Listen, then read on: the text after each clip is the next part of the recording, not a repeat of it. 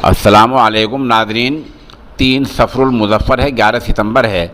उधर हरियाणा से एक अहम खबर आ रही है कि हरियाणा सरकार किसानों के सामने झुक गई है और किसानों की जो मांगे थी, जो मुतालबात थे, वो हरियाणा सरकार ने मान लिए हैं।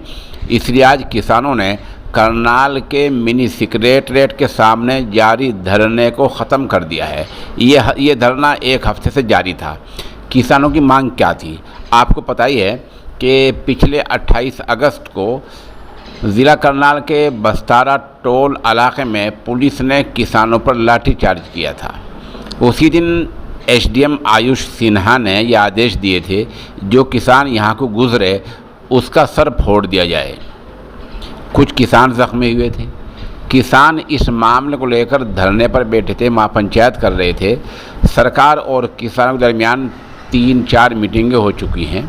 अब किसानों ने पिछले कई दिनों से करनाल के मिनी सेक्रेटरीट को घेर रखा था, यानी वो जगह जहां सरकारी दफातर हैं और जहां हर दिन 5000 लोग सरकारी एहलकार काम करने आते हैं। उस पूरे इलाके को किसानों ने घेर रखा था, धरना दे रखा था।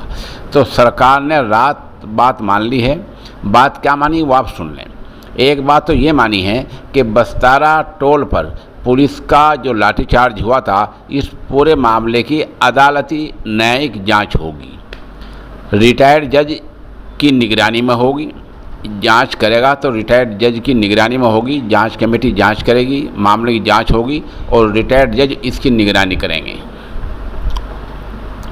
और ये रिपोर्ट 1 महीने के अंदर अंदर पेश करनी होगी। दूसरे के जिस एसडीएम ने यह आदेश दिया है वो तब तक छुट्टी पर चल जाएंगे। आज उनको छुट्टी पर भेज दिया गया है। दूसरी मांग ये मानी है कि लाठीचार्ज के कुछ घंटे बाद जिस किसान की मौत हुई थी, उसके घर के आदमी को डीसी रेट पर सरकारी नौकरी दे दी जाएगी। ये भी अभी 2-4 दिन में दे दी जाएगी। ये 2 मांगें मान ली गई हैं। मुआवजा कितना मिलेगा?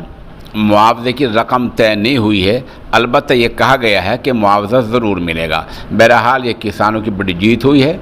इसलिए हरियाणा किसान यूनियन के सदर गुरनाम सिंह चढ़ोनी ने धरने के ख़त्म करने का ऐलान कर दिया है। अब किसान मिनी सेक्रेटरीट से अपने घरों को चले गए हैं। इस तरह मामला ख़त्म हो गया है।